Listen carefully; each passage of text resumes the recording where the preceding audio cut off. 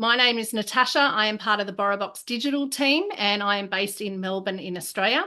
And I am so thrilled to be talking to best-selling UK author Tim Logan, who is currently in Wales. So Yeah. not his normal home residence. So that's really exciting.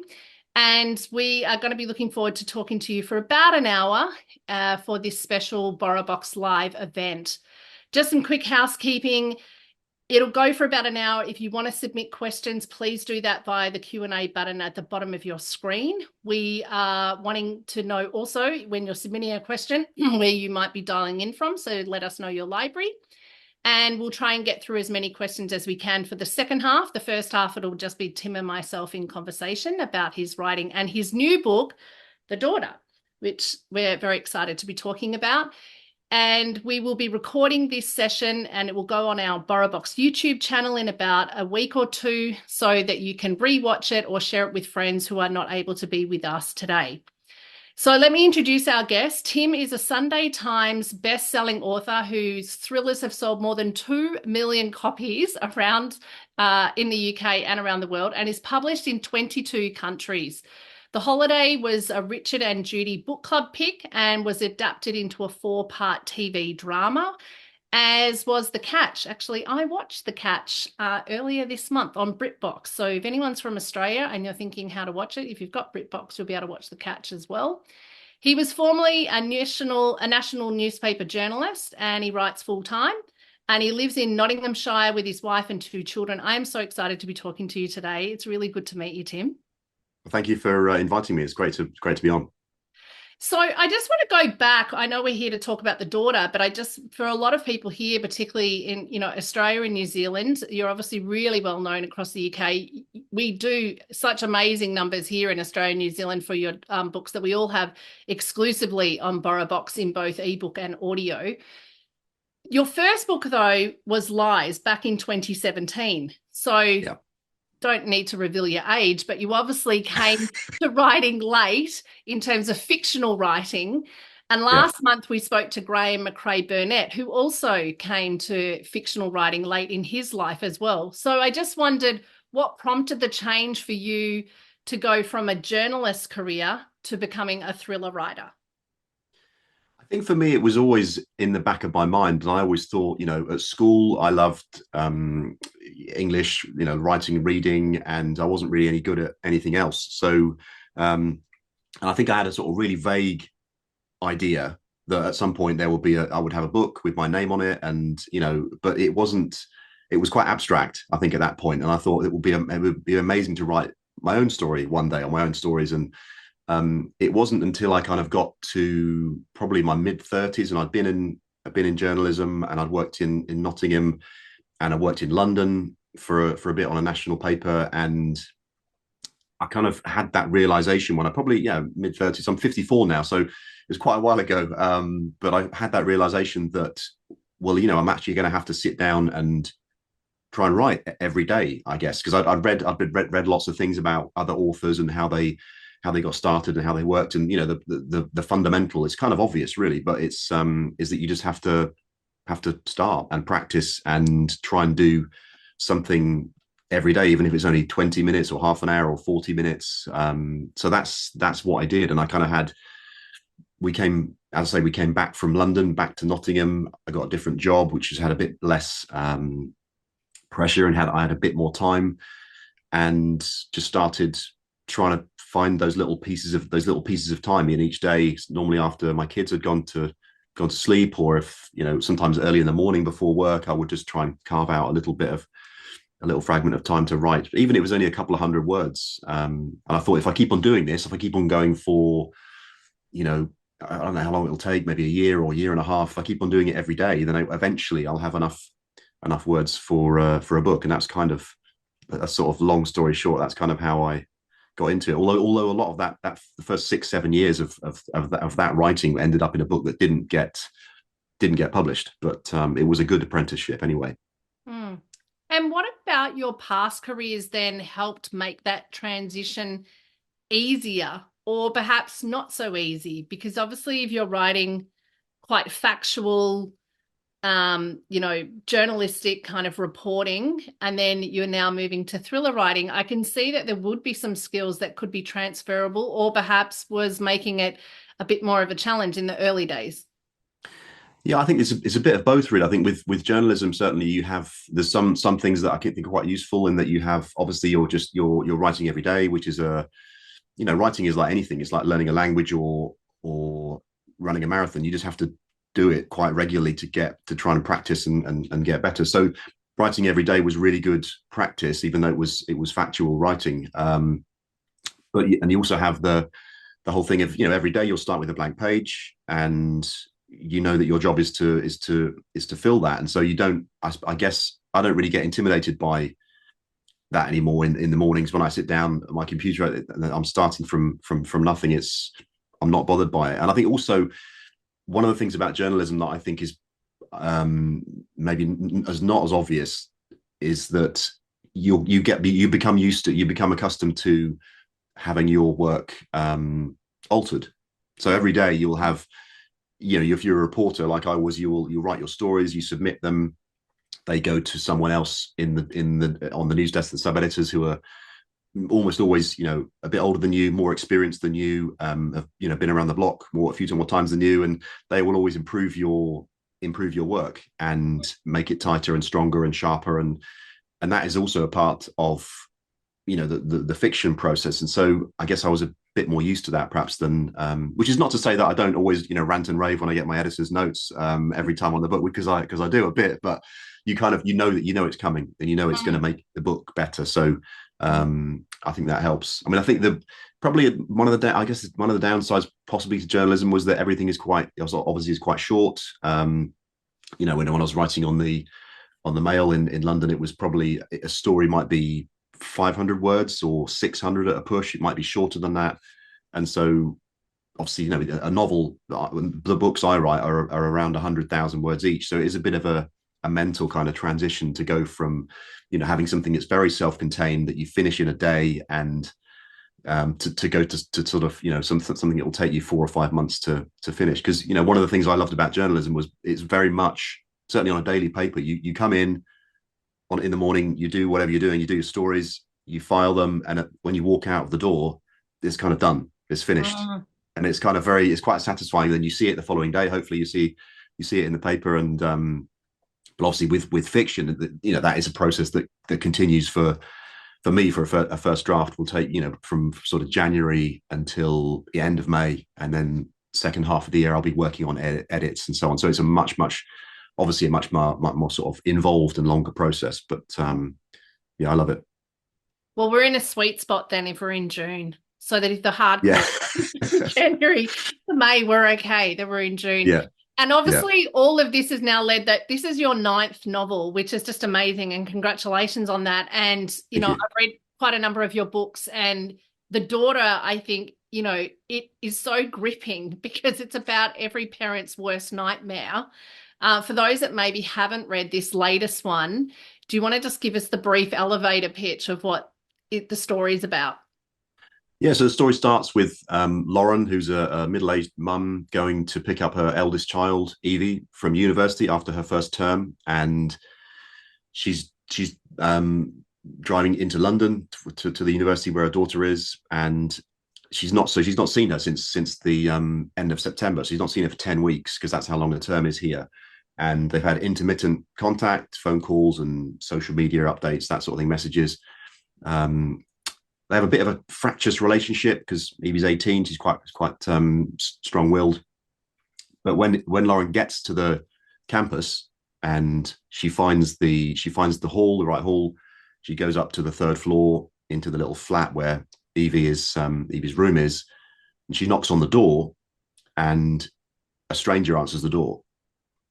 And Lauren's first reaction is, "Oh, well, this is quite awkward." Evie's got a lad in the room with her because it's a guy that answers the door, and then it very quickly becomes apparent that no, that isn't the case, and Evie isn't there.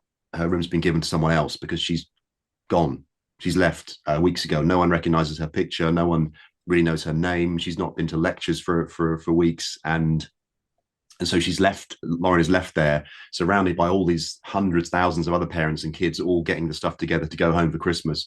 And she is left there in the middle of this campus, you know, kind of not knowing what to do and who to ask. And that's the kind of beginning of her quest to kind of understand where her daughter is, and to try and, because she knows in a sort of she has a gut feeling as a mother that she knows that she has to try and find Evie soon, because otherwise she's going to be in terrible danger. So she sets off on this kind of journey with her son into London to find out what's happened. And you also, the story then intersperses that with kind of Evie's story as to what's been going on kind of behind the scenes with her for the last few months, and it kind of, then the two timelines kind of converge at the end. I mean, I found it such a gripping read and a listen. I've listened and read, because, and the thing I love about all of the stories that you write is it's just an ordinary person put into an extraordinary circumstance. It's like you drop them like a lobster in a hot water pot or something, Yeah, and you just see how they're going to react. And immediately we feel Lauren's confusion, her anxiety, her kind of dogged and determined pursuit to find her missing daughter. And you just get immediately immersed in that tense action that's going on. The other thing I really love about your stories is how believable the dialogue is. You just talked about, she's got her 12-year-old son, Lucas, with her as well. That was such a beautiful relationship. And the yeah. stakes are then always amping up throughout. And, in your other novels, for those, I know there'll be many fans listening in that would have read your other works as well, where you just have that ordinary person, be it, someone, I think in Trust Me, where, a woman on a train is just handed a baby, quite an unusual circumstance, how that all plays out. The Dream House, Adam finds the secret room in the house that he's just moved into and a bunch of objects. I really love that one. I mean, there's always this element of the ordinary, clashing up against a kind of extraordinary circumstance and how we would Yeah, react. Where yeah, did yeah. the inspiration for this idea come from with the university setting and the mother-daughter relationship? I think it was a few things. So I worked in between, after leaving journalism. I did work at the University of Nottingham for 13 years in the press team, in the press office, basically. So, and that gave me some exposure to that kind of environment quite a lot. And there would be, sometimes there will be cases where students would choose to go off and do their own thing, and they're 18, 19, 20. They can go and do whatever they want to do. And but the main kind of seed of the idea was when I was driving down, because many of my books come from things that I've thought about, things in my own life, and this was just from driving down to Cardiff to pick so my daughter Sophie, who she's 25 now, so this is a few years ago, but on that drive down to pick her up on the first that first Christmas break, and driving, it's a 3 hour drive, probably not very long in Australian terms, but it was a 3 hour drive to down south to Cardiff from Nottingham. So, and I was just kind of in one of those moods where I was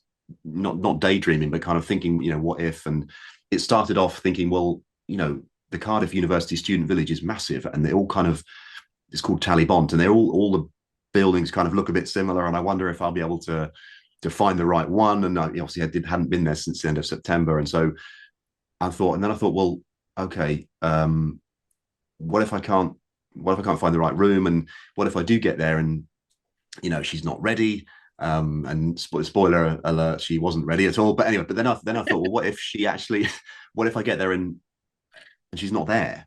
What is the procedure? What's the process? Who do I go and talk to? And because anybody who's been to one of these days, it's absolute chaos most of the time.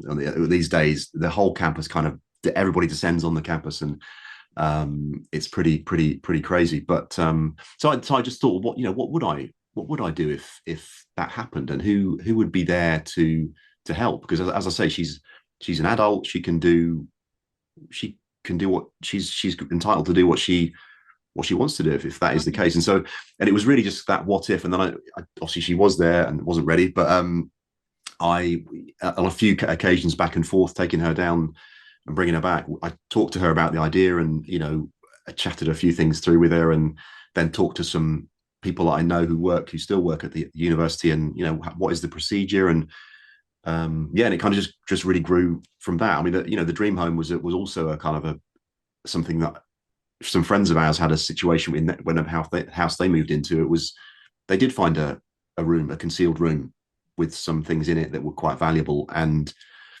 they still don't really know who they belong to, or what to do with them. So again, that was another kind of story that sort of just came from a what if scenario that I thought up. But yeah, the daughter was very kind of, all these stories, as you say, are kind of quite.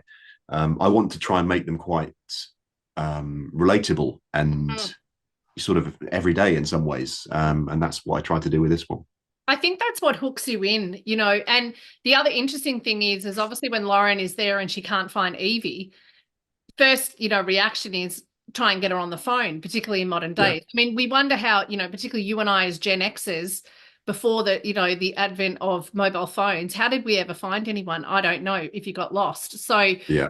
Yeah. she doesn't get any response. She doesn't get any reply. So this is the really difficult thing that for her, it starts to elevate that anxiety. Is that kind of writing practice? You obviously had the story, like you're saying, several years before you came to then sit down and draft it. Has your writing practice changed over the course of your writing career? You're coming up to, this was going to be book 9, and how you kind of structured, sitting down at the desk, as you're saying, turning up every day, doing the work. Are you planning it? Are you feeling comfortable to kind of pants it a bit? What kind of strategies are you employing now that perhaps didn't exist when you first wrote? It's kind of evolved, I think, for me. It's from writing that first book, which didn't get published. That was kind of completely, pretty much pantsed, I think. And after that, I did start to plan more. And probably for the next I don't know, 4 or 5 or 6, but those first 4 or 5 or 6 books, I did plan quite extensively. I still do plan quite a lot, but I think I probably have backed off that a little bit. And so I want to have my kind of overarching story points in my head, but I also tend to do a bit. I tend to let it flow a bit more now, and I want to get to know the characters a bit more and find out what they would do and what they wouldn't do. Because with the characters, it's very much a case of them by the end of the book. You know them really well. Well, I know Mm. them really well, and hopefully you will as well. But at the beginning of the writing process, I don't know them that well because I've just met them, kind of Mm. thing. And it's like going on holiday with someone, or you know, going to work with someone for 4 or 5 months. By the time you come to the end, you have a much better idea of what they would how they would react and how they would relate to people and what they would do and what they would not do. And that's one of the things that also comes out during the editing process. But yeah, I will also, what I've done differently in the last few books is I will, at the beginning of each working day, which is I try and get down to my cabin about 8 o'clock. I'll probably spend 20 minutes, half an hour, just thinking about the scene that's I'm going to write, to the 2 scenes I'm going to write in that day.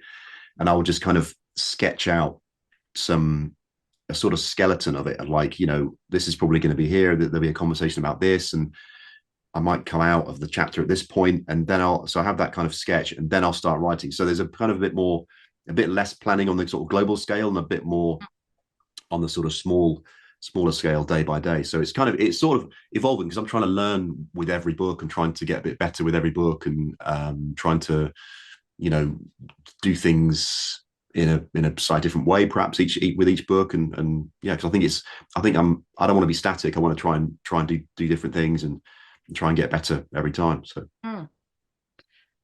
And obviously you are, because people keep buying your books and you're selling really well and you keep getting signed up, which I think is amazing. You were talking about the university and the link with your daughter, and obviously this one where the main setting is kind of, in the university space, it then goes to London and the nightclub. May I say, I do like the name of that nightclub, Flame. I think you should open one before you go to the office block. But you actually had a university space in another one of your books, 29 Seconds. Was that because of your prior work that you had done in universities, and perhaps thinking about that needle in a haystack kind of anxiety when you are trying to find someone? yeah, I mean, it's the same fictional university, Queen Anne's, Mm. because when I wrote 29 Seconds, I was still working So there was some weird timing around when the first book came out, Lies, in January 2017. I found out 2 weeks after the book came out that I was being made redundant. So Wow. the two things weren't linked, I don't think, but it was just a kind of a restructure. And so for a large part of writing 29 Seconds, which was the second book, I was, working my notice and looking for another job and doing all these other things.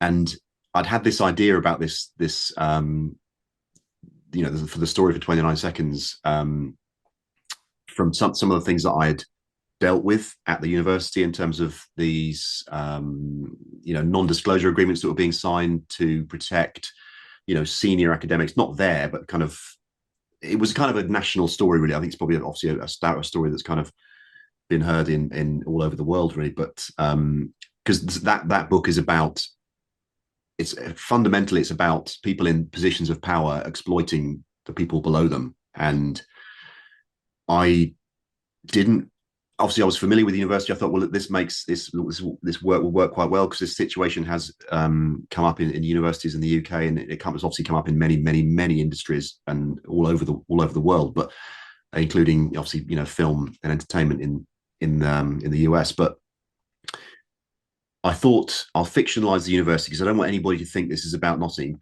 Uni, because it wasn't. It wasn't about anybody there or anything to do with that. So I'll have a fictional uni, and yeah, but I was still quite worried. I think when it came out that people were going to sort of put two and two together and make five in terms of, well, this Queen Anne's must be Nottingham Uni, but it really wasn't. And I suppose in the way it was quite. I was quite glad when that book came out in 2018 that I wasn't working at the university anymore, because it doesn't. It didn't show Queen Anne's University in a very good light. But I thought, and then when I wanted to revisit that kind of that environment, I thought, well, I'll just go back there for the daughter, because it's in the right place. It's in North London. It's it's because the book originally, when I conceived it, I wanted to write a book about my hometown, set in my hometown, which is Reading in Berkshire, which is a few miles west of London. But as it developed, it was obvious as I was writing it that actually most of the action was going to take place in London. So because Reading is it's fine, but it's obviously not very well known. It's a little bit anonymous, I suppose, and London has kind of got a lot more going on there. So that's where it ended up being set. Well, and I think you're right that sadly, the kind of things that were happening in 29 Seconds have been, experienced in universities around the world, including in Australia. However, despite the unsavory nature of some of those things, we have a really nice guy that in the security guard, Craig Farley, and he decides to help Lauren, who's completely distressed. What kind of research did you have to do about if someone makes a claim that they can't find a child? You go into there's like 22,000 people at this uni, 5,000 of them are first years. Like you said, all the parents have descended to pick up their children. And Craig's really, almost on Christmas break, and decides to lend a hand, which is really nice that she has this ally so early on. Yeah. What was the level of research? Because I think some people would go, okay, you're just writing a thriller. It's not like historical fiction that you're having to work it out. But there's quite a lot of things in this book that you would have had to, I think, do research for. I mean, as I said, I did because having worked there, I knew a little bit about the structures and about the sort of some of the processes. But I did also have, got a couple of friends who still work in the university sector, and were able to give me a bit of guidance on what the policy is and what the procedure is in terms of, because obviously with lots of after COVID and during COVID, everything went online, and so there are lots of students. It's not a case of you have 200 students on a course and you count them all into a lecture and they're all there and it's all fine, because some of them will watch the lecture back the following day or the following week, and so it's very much more sort of in flux as to who's there and who's not, and so it is. I think it's actually really difficult for academics to have a good idea of who's around and who's engaging with the course. But they all have policies as to how, have you had a kind of contact with a student in this way, face to face or online, in the last sort of 14 days, or there are kind of triggers that kind of they should kick in if a student has dropped out or is not engaging with the course. But obviously every system has has weaknesses, and if you really don't want to be contacted, if you want to go, obviously students are free to do what they want to do, and so it is a difficult. I think it is a difficult area, and certainly I dealt with cases at the university where students had said they don't want any contact Mm. with their parents, and or their parents were not their emergency. Because for me, obviously, it would be logical for you to put down your parents as your emergency contact, but that wasn't always the case. It was sometimes other people, or a friend or a family member. So, and with Craig, I dealt quite a lot with the security team when I was working at the uni, and they're all great guys, and they sort of see everything that happens on campus. They're kind of aware of everything, and they're sort of doing all the day-to-day stuff. They're helping students in a lot of ways. They're sort of looking after them. They're um, they kind of they're involved in everything for sort of for better or worse. He's so I just thought, endearing. He's so endearing, like, and you just kind of go, she's all on her own. yeah, She's a single mother and she's just trying to get answers. She yeah, obviously then as we start going through her journey in the present time, structurally, this book has her in the present time kind of moving, hour by hour, day by day. But also in the alternate chapters, we have Evie, who we kind of get as a flashback from nine yeah. months prior, and then these incremental moments that are kind of moving forward in time and what her story was. And I really loved the dynamic between this mother and daughter that kind of, butt heads a little bit. We find out that obviously she has not got her mother as an emergency contact. Yeah. She has gone missing before. These aren't major spoilers, but I think they're just 2 points that kind of point to that fractious relationship that they've got. Are you writing chronologically as we read it, or are you kind of writing Lauren's story and then sort of putting to the side and thinking about Evie and then inserting them later? I mean, the first part of the story that I was Lauren's that I tackled, and I will tend to write that chronologically if I can, unless I get kind of stuck somewhere, then I'll maybe jump forward. But with Evie, I think I knew that I would have a certain number. I wanted to have a certain amount of her backstory, and I think it wasn't. It was sort of after that I started to develop that after the main narrative had been written, that I started to develop that more, and then towards the end, then I was writing them kind of when as the timelines come together and converge. It was I was writing them more together, if you see what I mean. So but yeah, it's the timelines. I've not always done loads of stuff with different timelines, but I think it really was necessary, and I think it worked. It was needed for this book, Mm. because obviously Evie has this kind of, she's obviously at that age where she is wants to spread her wings and do her own thing, and she's very independent minded, and she doesn't, obviously teenagers don't have to tell their parents everything, and and it's right that they should have their own lives and their own sort of make their own decisions. But yeah, I wanted to sort of show that, her kind of going off on this different path, and still, while she's still kind of, giving the impression that she is doing what her mother thinks she's doing, and that doesn't come out of nowhere. It comes out of kind of a few years of her pushing boundaries, and being a kind of typical rebellious teenager. But this sort of, because quite a few of my books, the curfew and the holiday, has elements of this, and where you have kids in this kind of transition stage between when they're not,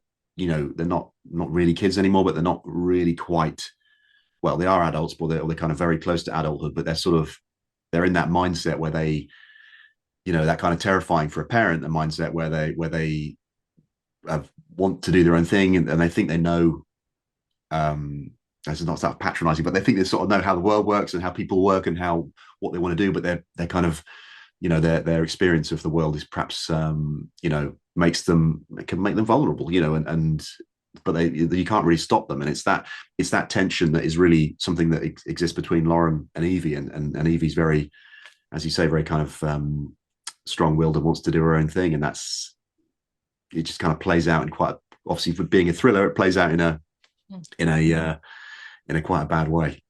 I think what it does is it really gets us invested in who she is. And I think that makes us really much more compassionate to Lauren as well. But we're also feeling that empathy for, how did Evie get to this point where we don't know Yeah. where she is? And it keeps that suspense really taut as we're going through. And the momentum, the pacing of your writing is so well done.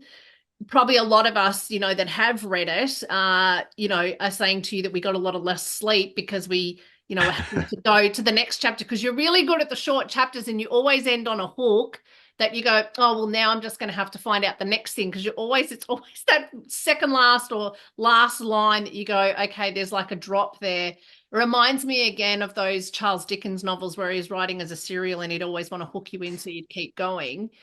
Yeah. There's also obviously, as we mentioned, some unsavory characters that we come across. Are they fun to write? Yeah.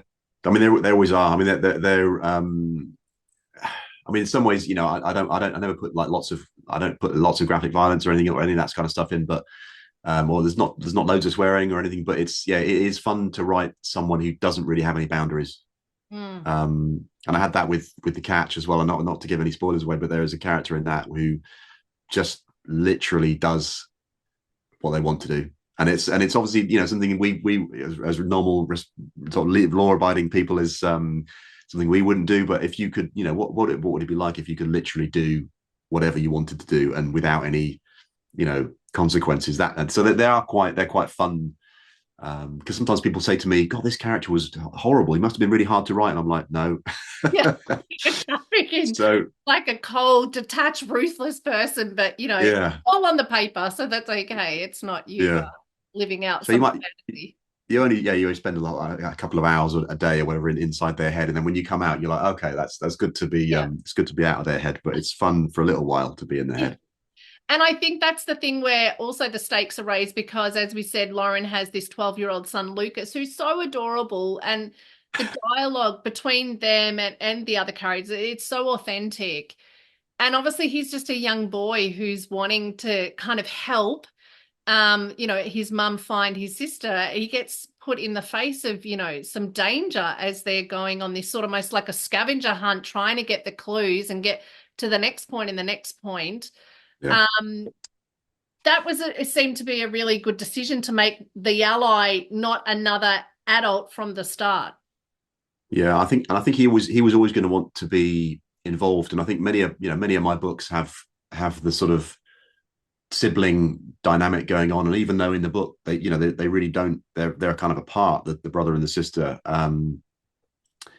He I'm always fascinated by it because obviously with my kids, I've got an older daughter and a younger son, and the age gap is not as big. So they're only 3 years apart. But I've always been quite fascinated by how that works, and the sort of the relationships they have with parents. And then Lucas is kind of I think he's at that age where he's not kind of really hit the teenage years yet, but he's kind of so he still wants to be involved, and he's also trying to he obviously wants to help his mum and help his sister, but he also wants to avoid the kind of maelstrom of social media stuff, which is kind of kicked off by Evie's disappearance. And there's kind of all these amateur sort of TikTokers at his school, and there are all this gossip going around about what's happened to her and what the family. Oh, it's all kind of obviously, as with many of these things, it's all complete nonsense. But he doesn't want to get caught up in that. He's like, Mum, I'd rather be with you helping. I don't want to go to school because they're all talking about this and saying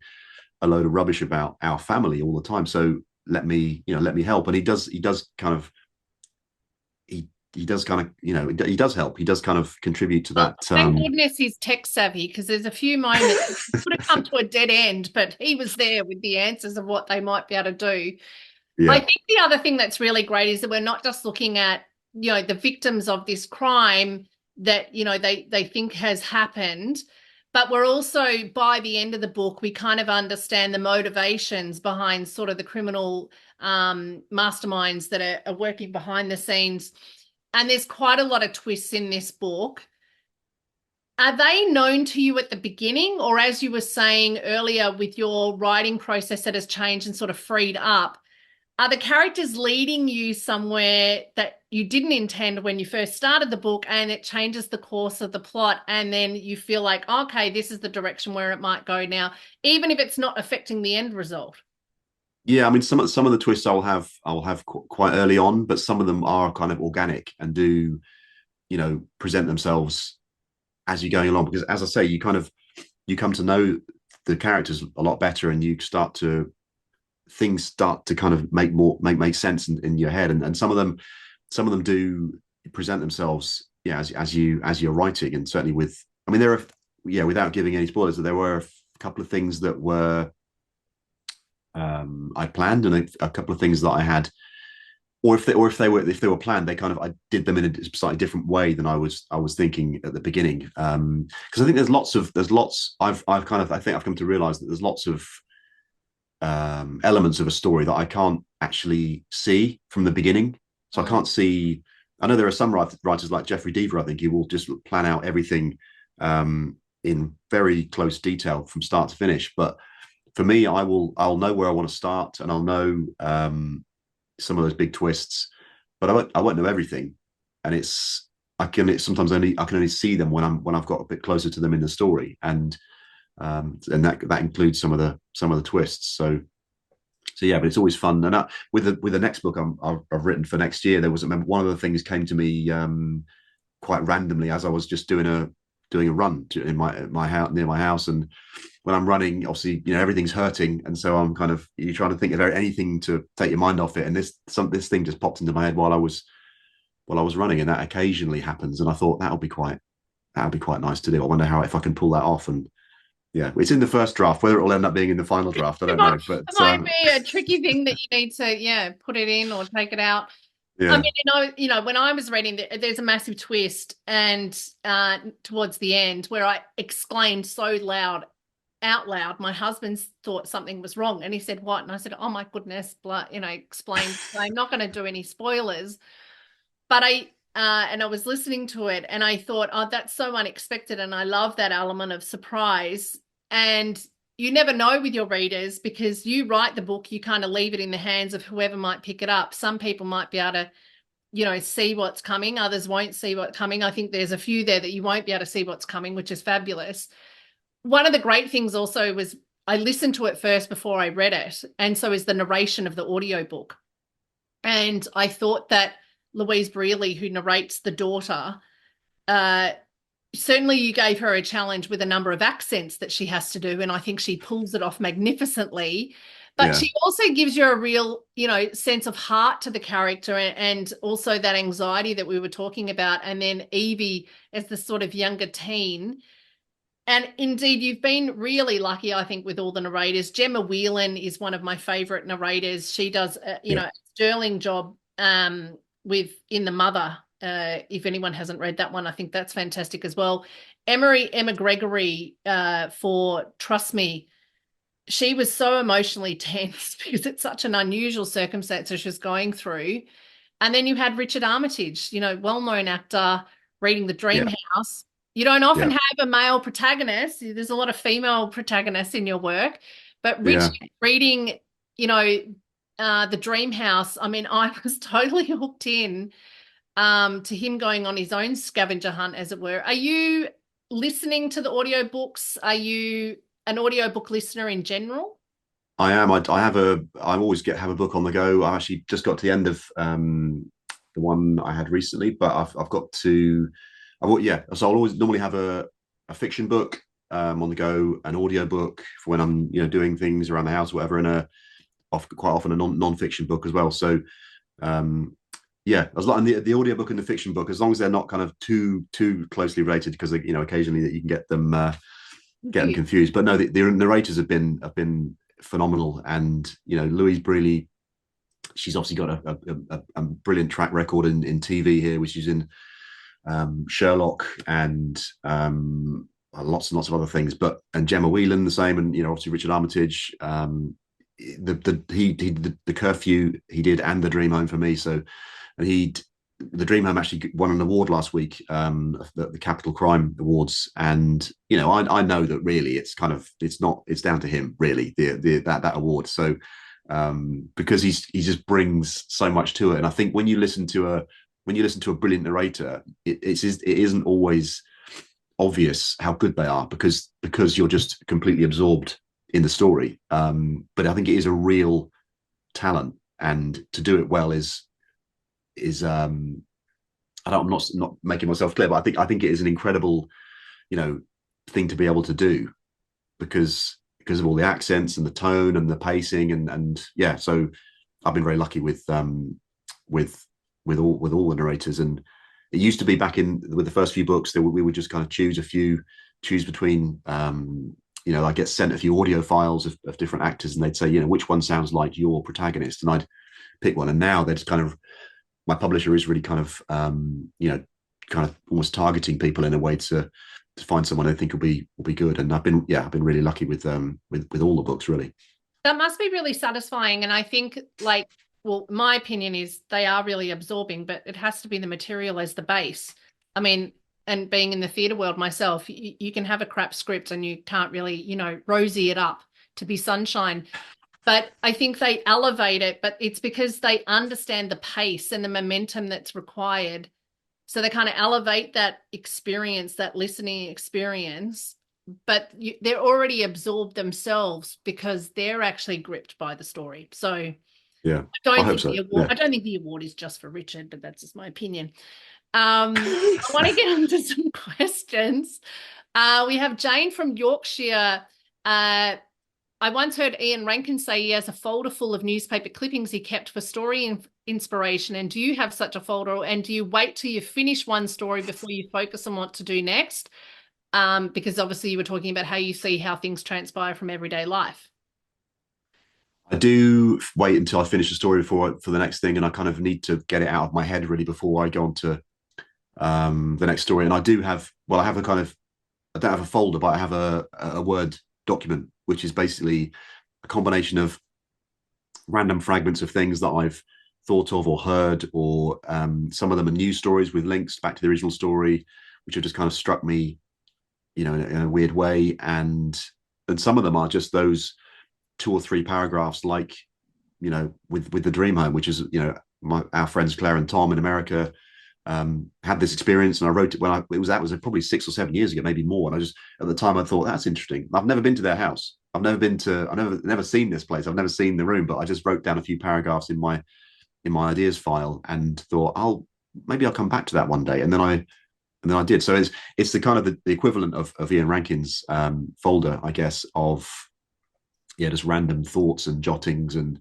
many of them will never probably go any further than that, and some of them will be folded in or combined. But it's about 20 pages long, this thing. So there's lots and lots of random. You'll be writing for years and years to come, which will make all your fans really happy. I almost feel like the dream home is like an adult version of what we wanted as children to find Narnia in the back. Yeah. Catherine says, I read The Daughter yesterday. It's the first of Tim's that I've ever read, and since I read it in one day, suffice to say that it held my interest. I didn't guess the ending, and I love the twist, and I will definitely read more. Thank you. Thanks, Catherine. That's so lovely. Natalie, The Daughter is brilliant. I love the reality of the characters and the empathy of the security officer. Well, there you go. Craig's got a fan. He needs a. Yeah. He might pop up in a future book if we go back to the university. It was good because he was kind of one of those guys who sort of, he knows kind of what the procedure should be, but he kind of thinks, actually, sometimes you can bend the rules a bit. And I think we all need some of those people in our lives to sort of say, actually, I'm a human being, and I know the rules say I shouldn't do this, but I'm going to do it anyway, sort of thing. So we need compassion. We need compassion in these times. Jane, which authors inspire you? Did you have a favorite book that you've read this year? Favorite. I mean, I read. We just came back from holiday in Italy, and hence the tan. And we actually visited Pompeii, which is an incredible place. Walking around there, and I was reading. I thought at the time this is a good opportunity to read the Robert Harris book Pompeii. So while we were there, and I was kind of, so that would probably be one of my. Because it was just being in the place where all these names, and that was kind of amazing. And I think that's probably been out for a few years, that one. But in terms of new books, I really enjoyed the new Louise Candlish one, which is A Neighbour's Guide to Murder, Mhm. which is coming out very soon. I love her stuff, and she's always seems to knock it out the park. What else have I read? I always go a bit blank. I've bought my notebook because I always write down in my notebook what I've read, and I think I've packed it in my suit. I don't know where it is. I put it in my suitcase somewhere. So it's but yeah, but I've always for many years I've been a sort of Harlan Coben fan, Michael Connolly fan, Stephen King, going back to probably when I was a teenager. Uh, Yeah, so A Simple Plan by Scott Smith was one of the kind of real inspiration stories for me. That was back in the 90s when I was still kind of hadn't really started to write, but it was one of those books that really switched me on to thrillers. And yeah, Simple Plan is just a great book. But Mm. there's loads of others, and I was asked this yesterday, and I always seem to go blank with the I think you gave us a lot. People are writing okay. down. Come back to when it's on YouTube and get the full list. Okay. Sally says, I put your books in the same category as my other favorite writers, Lisa Jewell, Adele Parks, Louise Candlish, there you go, Gillian McAllister, who are all female. And I see in your writing that you're not female, but to me, you have the same appeal as them. And I imagine you appeal to a lot of female readers. Is this your intention? And if so, how do you think you do it so well? Are you thinking about gender when you're writing?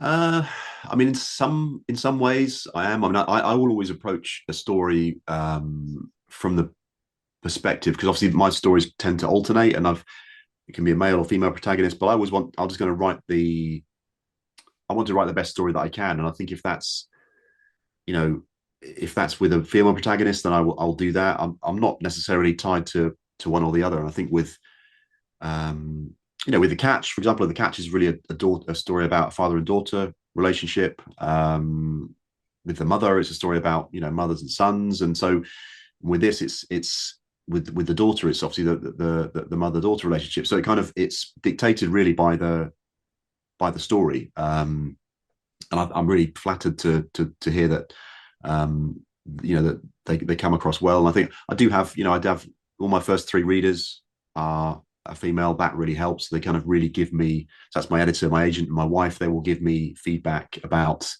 the sort of the voice and the perspective, and I also think it probably helped me that in my last job, at the university, in the team I worked in was predominantly female, and that probably helped, just because of where it was. It's higher education, it's communications, and these sectors just tend to be have more female members of staff, and so that probably did help, I think. And it makes me work a bit harder. If I have a male protagonist, it's often can be just a version of me, really.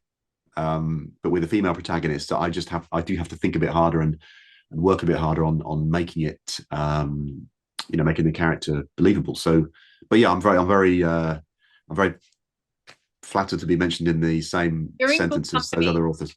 Yeah, Yeah, you're yeah, in yeah, for sure. that list. Rosalind is saying, I loved The Mother, which is great that you just mentioned that. Jane is saying, how long did it take you to find an agent? We know the rejections are not very nice, but was your journey to find an agent difficult, or were you just lucky and didn't receive too many rejections? But you did say earlier that your first book never made the shelf.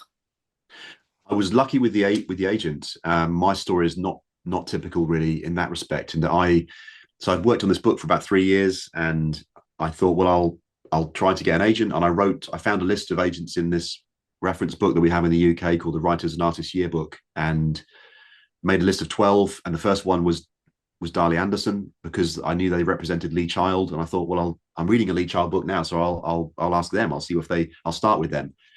And then I got a phone call a couple of weeks later from Camilla Bolton, who's still my agent now, and she said, I'm quite interested in this. Can you send me the rest of it, and can we talk? And yeah, so that's a very unusual story, I think, for in terms of getting an agent.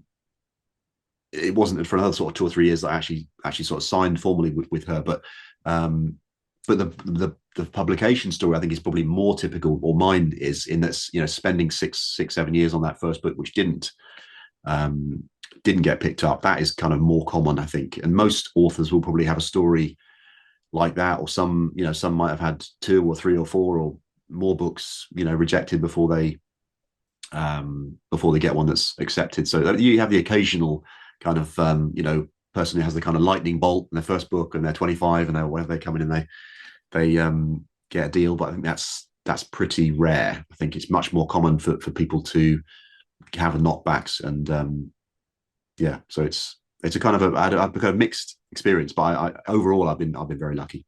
And gives you staying power. It's probably very heartening for the writers that are tuning in to know that keep going. It'll all work out. Fifi from Northumberland in the UK, I think, says, any news RES screen adaptation of more of your books? There are some books. I think it's five of them that are kind of in different stages of have been optioned and are in different stages of either production companies talking to TV companies or scripts being written, this sort of thing. But they're all kind of, I don't have any kind of concrete, because what you're always, there's obviously many different stages in this process, and what you're always hoping for and waiting for is to get a green light, to go to production. And none of the ones that are being looked at the moment have got to that stage yet. But I hope that, yeah. So the 29 seconds, the mother, curfew, trust me, and dream home. I think you're all kind of, they're all kind of, because there's a million different things that have to align. All the stars have to align for one of these projects to actually make it to the screen. And so I've still got my fingers crossed. Were you involved in any part of the process with The Holiday and the Catch? Like, what was your involvement, or were you happy to kind of just, watch from the wings, as it were? I talked to the script writer and I saw the draft scripts as he was writing them and gave feedback on those, and kind of sat in on the first big kind of cast rehearsal, which was on Zoom both times because of COVID. But I was kind of at arm's length, to be honest. I think I sort of took the view that, the books are mine and the books are there on the shelf and they're the kind of my baby, and the TV show will be someone else's. It'll be inspired by the books, but the TV show will be someone else's creation. And there are certain things that, some things will work on the page that won't work on the screen, and vice versa. And so I think, you have to kind of let go a little bit, I think, for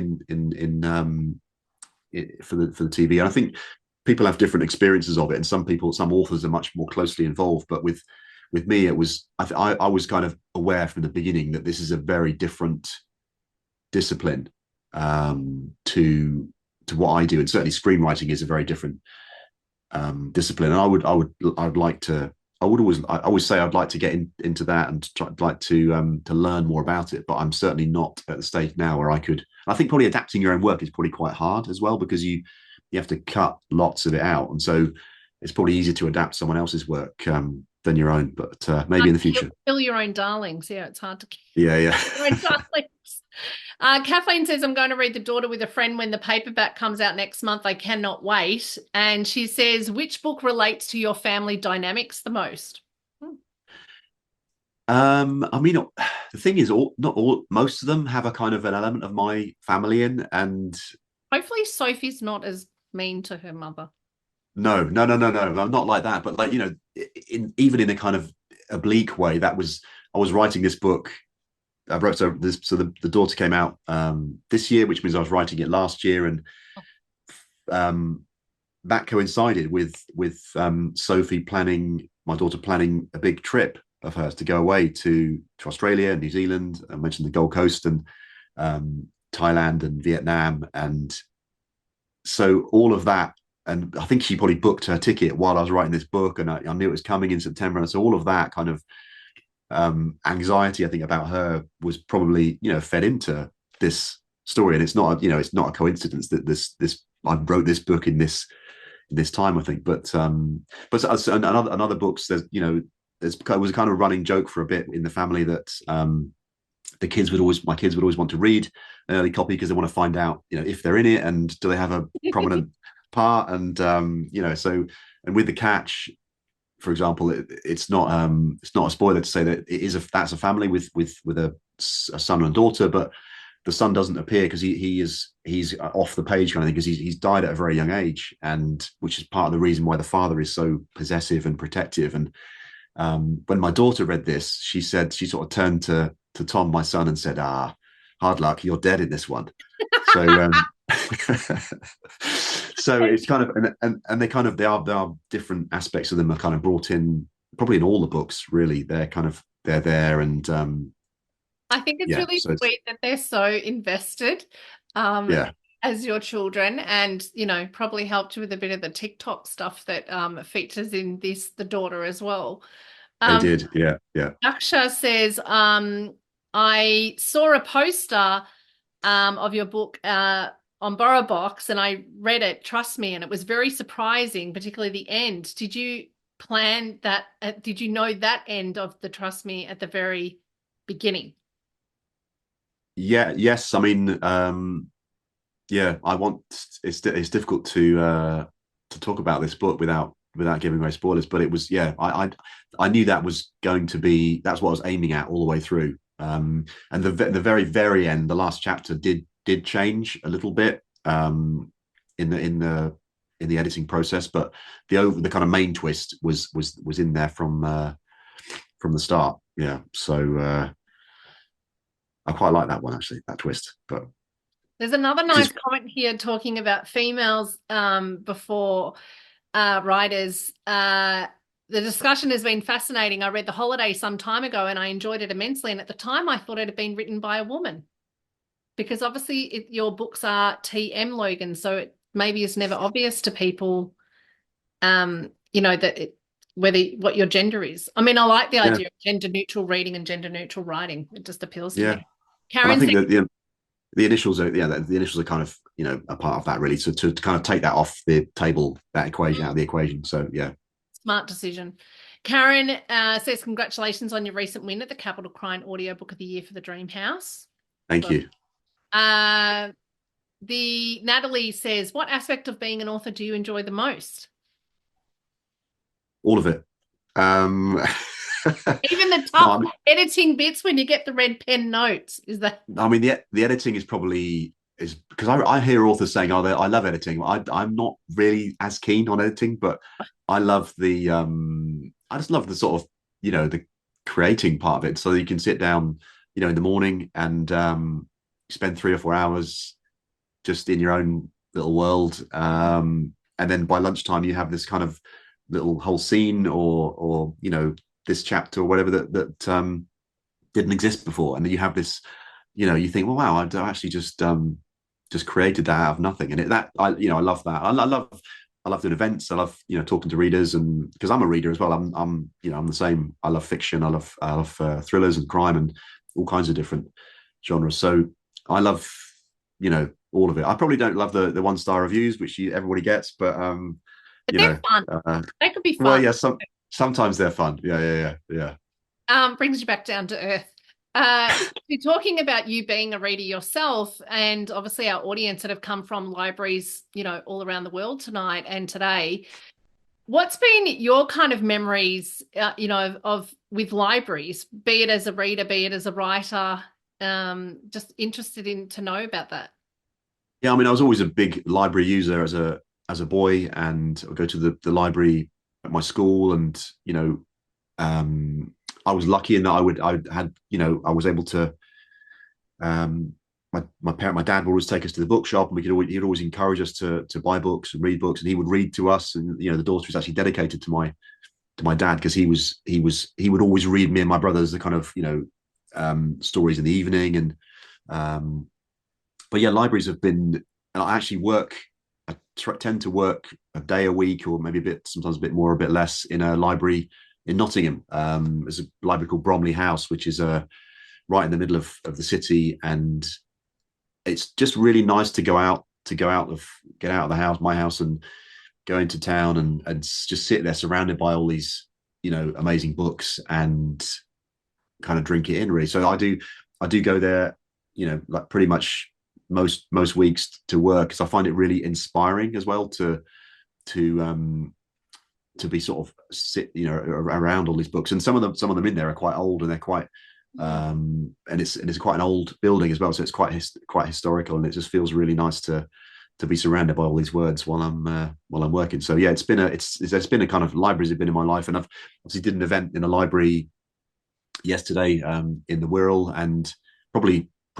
I don't know, a third or half of the events I do are organised by library staff, and they're kind of the lifeblood of um, of a lot of this stuff, of fiction, of writing, of books, of they're kind of probably the unsung heroes in some ways of of all of this. So yeah, I always love a library. Well, it's accessibility to culture, and stories, and everyone deserves that, which is beautiful. Haley from London says you write a lot of super dark, twisted characters. Do you find it hard to step away from perhaps more disturbing themes and situations when you put your pen down? Ooh, you're haunted. Um, I think it is important to try and to sort of to switch off, and I think I've got better at that. I think when I was writing Trust Me, which is my fifth book, there's a character in that who's kind of really, really in the kind of true crime world, and I think that was partly inspired by me, the realization that I had started to just I was listening to loads of true crime podcasts and watching lots of it on TV, and I kind of got to that point where I thought, actually, maybe this is not, you know maybe this is not so good to be consuming so much of this, because I think it kind of does get inside your head. So I do listen to a fair amount, but not probably a step away um, from it a bit. And I think it is good to have kind of a switch off from that, and whether it's watching Ted Lasso, or watching some other sort of comedy, or reading nonfiction, or reading outside the genre. I do think it is, yeah, it's a good thing to be able to do, because when you're writing, you are obviously inside your own head for weeks and months at a time. So yeah, it's important to have some light and shade and some other things going on. And that's also why I kind of try to, in the middle of the day, I'll always try and get out and do something else, whether it's, like I say, go for a run, or go do something else, and to switch off a little bit. Carla would like to know, she's from the Gold Coast in Queensland. Would you ever write a sequel? Is there a character that's been hard to shake off? I mean, I was asked, well, I've thought about writing a sequel to a few of them, and The Holiday was one of them. I really like Ellen Devlin in Trust Me. She would potentially be someone who could be in a sequel. But the thing is with my books, because obviously they're intended as standalones, and because they're kind of regular people. I'm writing really about this kind of the worst thing that's Mm. happened that happens to them. And so obviously with the daughter, is Lauren is having this horrible experience when she goes to find her daughter is vanished. And so it's almost kind of picking that worst week or 2 weeks in someone's life, and writing a story about it. So to kind of go back and put them through that again, I don't know, I feel like it'd be a bit mean, probably, to Lightning striking twice would be, well, yeah, yeah, I can it's so I justify. don't know.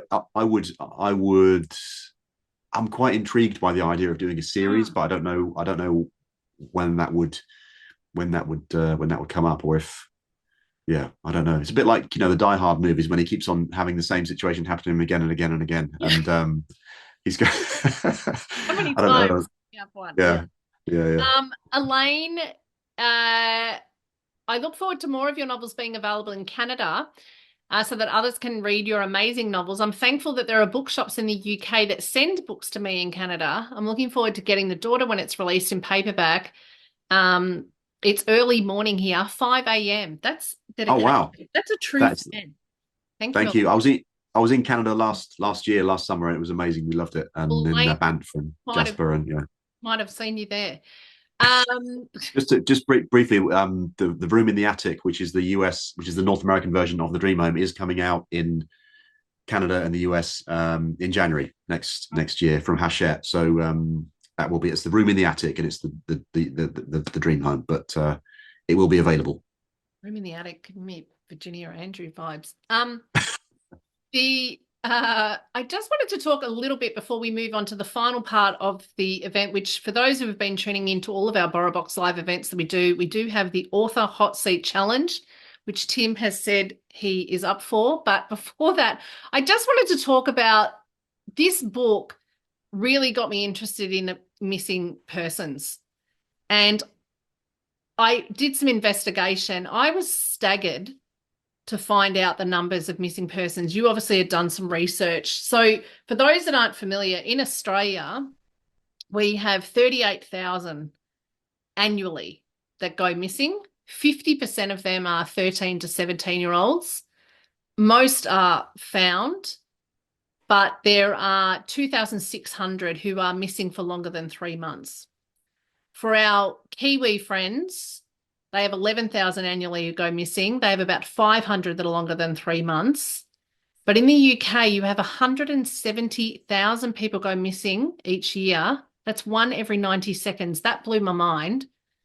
And there are 5,200 long-term missing, which they classify as more than a year. I mean, it's heartbreaking. That really puts into, focus the stress that Lauren is feeling. Yeah, and I think like you say, it is kind of mind blowing when you think about those numbers and you think about all the families kind of left behind in a way, and without having any answers. It's hard to get your head around. And there's one of my friends who's an author, Tim Weaver. He has this character David Raker who is all of his stories are really about finding missing people, and he's kind of, because that is such a huge kind of area for this genre to sort of to explore. So, but yeah, it is. And the police here aren't very supportive. Like, they kind of say to her, well, she's over 18, and she's not in a high risk. She's not a kind of vulnerable. She's not in a high risk category. She's not kind of have a history of it, really, a history that they would. She's not got a history of mental illness. She's not got. So she's kind of dropping down the sort of tiers of priority in terms of the police. And I wouldn't knock the police, and they're obviously very busy, and they do most of the time they do a great job. But they have in a lot of forces here in the UK. I don't know what it's like in Australia, but they're understaffed. They're under a massive amount of pressure to try to cope with what they can deal with, and they have to prioritize things that are kind of top of the list, or the people who are most vulnerable. So that tends to be how they'll work. Yeah, I feel like one every 90 seconds. I mean, how can they keep, how do they deal with, obviously it's about staffing, it's about funding. I mean, it's heartbreaking, and so for those of you who haven't read The Daughter yet, you need to find out what will happen, because there are very high odds, of people going missing by choice or not by choice. And you kind of get that unfurling of the two stories, like you said, as they kind of converge. Okay. Are you ready for the hot seat challenge, Tim? I wish I'd asked you what it involved now earlier, but I've We'll be gentle. We'll be all right. Okay. Rapid fire questions. Let's see how you go. Morning person or night owl? Morning. Favorite place to read? In the cabin. Oh. Writing cabin. Sorry. Yeah, just a random cabin in the woods. Listen to music or silence when you write? Ambient music. Oh, like classical or no, jazz? like it's got ambient playlists on Spotify, which is kind of there's no percussion, no lyrics, it's just like floating in space music kind of thing. So just to block out the outside world. So yeah. Maybe inspiration from the Orbital book that won the prize. There's a tip for writers if you're needing something to get you going when you write today. Do you write using pen, paper? Do you type, or do you dictate into a little recorder? I type when I'm writing on a computer. I use Scrivener, the app for writing. But when I'm planning, I always use a pencil. And when I'm planning my chapters in the morning, I always use a pencil, because pencil feels like it's I can just be more I don't know. I don't know what it is. With a pen, it's like it's there and then you can't get rid of it. With a pencil, it feels like, well, this it could be that or it could be this. And so I feel like I can write more freely with a pencil. That's kind of weird, isn't it? But No, your yeah. creative So is flowing. And we're Gen X. We know. We were writing with pencil when we were in primary school because we had to get our pen license when you're about 10 or something. Uh, absolutely. Favorite drink while you're writing? And is it different afterwards when you're celebrating the end of a draft? Tea when I'm writing or coffee. And yeah, end of a draft, it'll be something a bit stronger than that. Yeah, my wife is that we discovered a couple of years ago. There's a brand of Irish whiskey called Writer's Tears, and I don't know if you can get it over there or not. But she we saw this in the shop, and she said so now the last couple of years when I finish a draft, she presents me with a bottle of Writer's Tears. Oh, So that's so beautiful. I love it. yeah. I'm actually going to take note of that for a writer friend that I have. Um, Favorite book you loved as a child?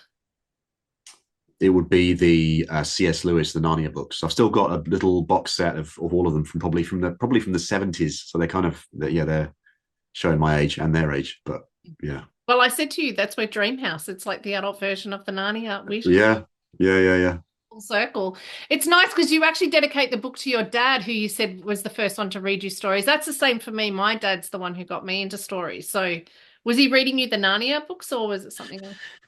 Yeah, I mean, I think it was those, and I think it was things like, I remember him reading us Watership Down, and then thinking some years later, blimey, that was quite. Some of that is quite dark. And we were sort of, but he is still kind of convinced because my brothers are 2 years and 4 years older than me, and my dad's still convinced that we just kind of sat there playing with our toys and tolerating him because it meant we could stay up for like 15 minutes longer. But actually, I think these things do leave an imprint on you when you're that age, and yeah, I think my mum was obviously during the day when we were small, she was spent a lot of time looking after us, and she then went on to full time work herself. But my dad would come home from work, and he'd kind of that would be his time in the evening to spend a bit of time with me and my brothers. So yeah, he was.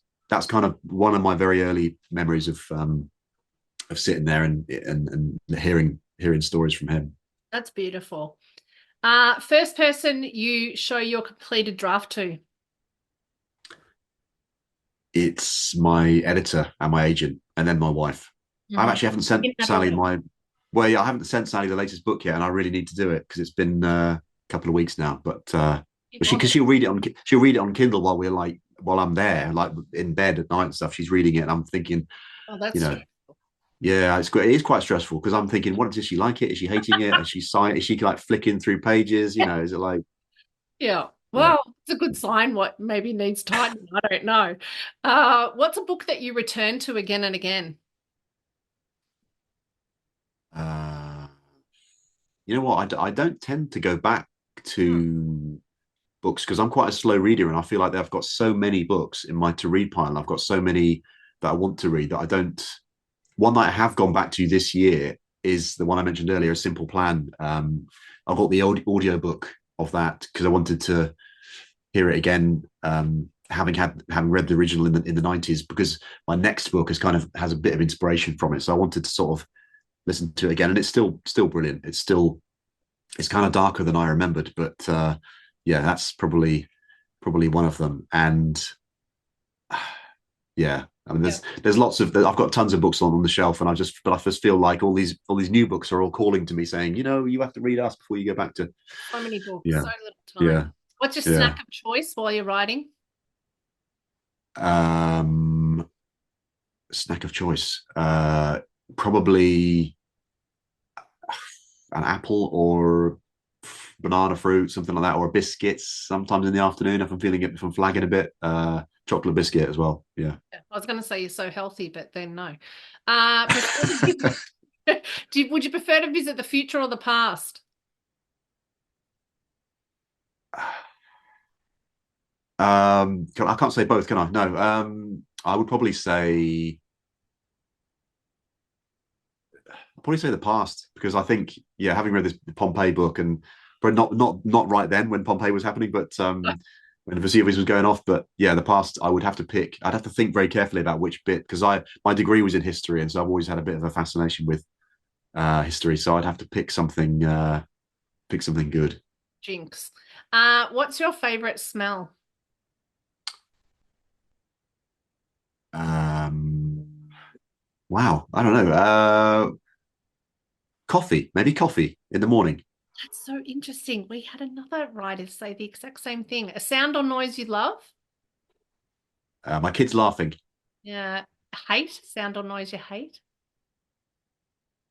Um, leaf blowers. That's kind of random. Another author said the same thing.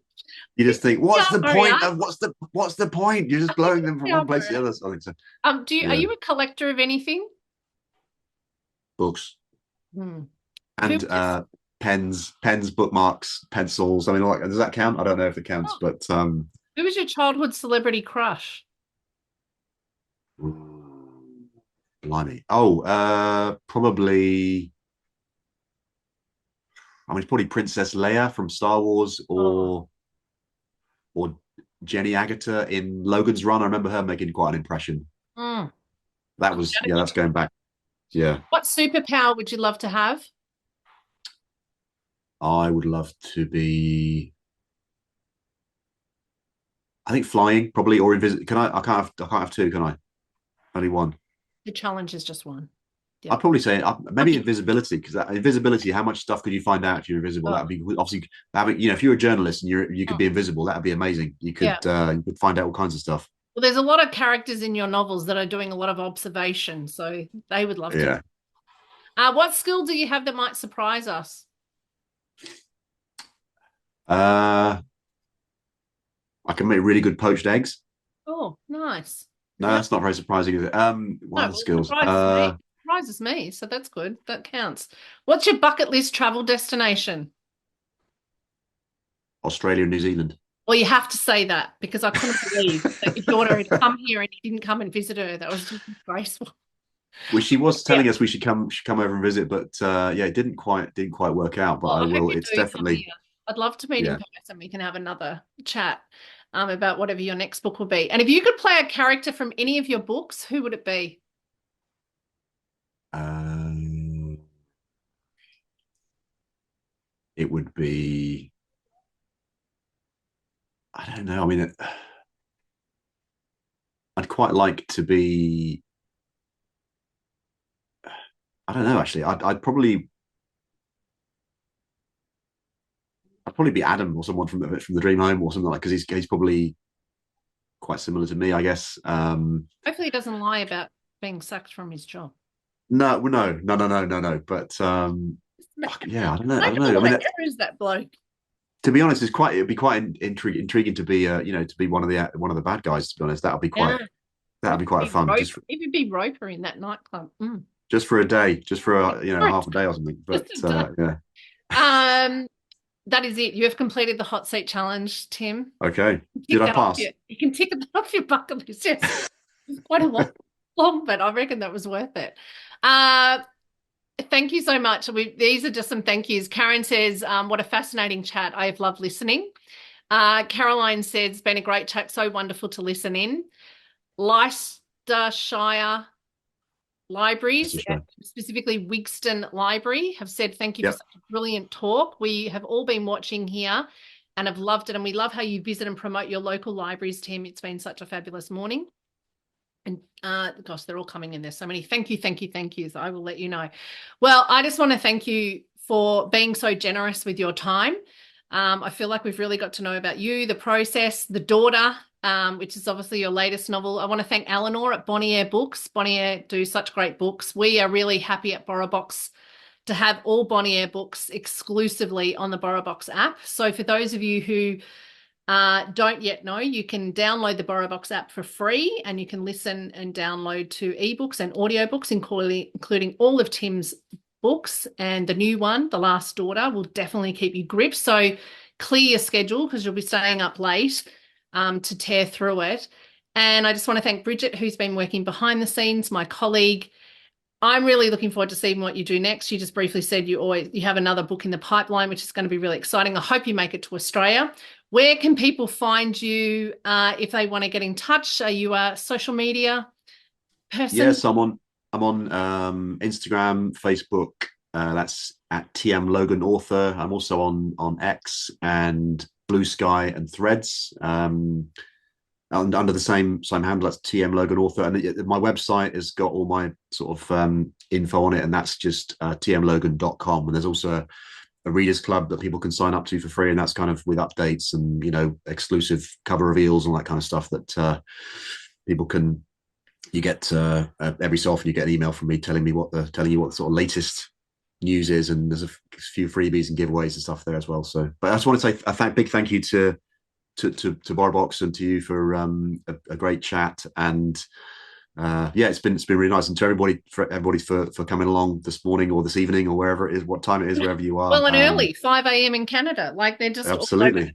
It's been very global. It's beautiful how we all come together to talk about a great thriller such as this one. Just a reminder for everyone, including the libraries in particular, this interview and conversation will be up on our YouTube channel in about a week or two, so you'll be able to rewatch it there.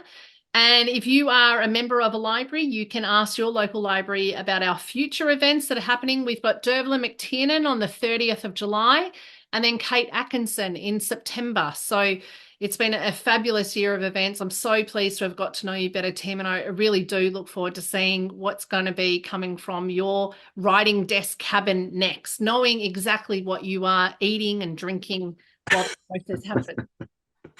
Well, thank you. It's been brilliant to talk to you, and yeah, hopefully, one day I will make it over to Australia and New Zealand, and yeah, that'll be nice to meet in person. It'd be great. Good inspiration. All right. Thank you, everyone. Good morning, good Thank you. evening, good afternoon, and we will see you again. Bye.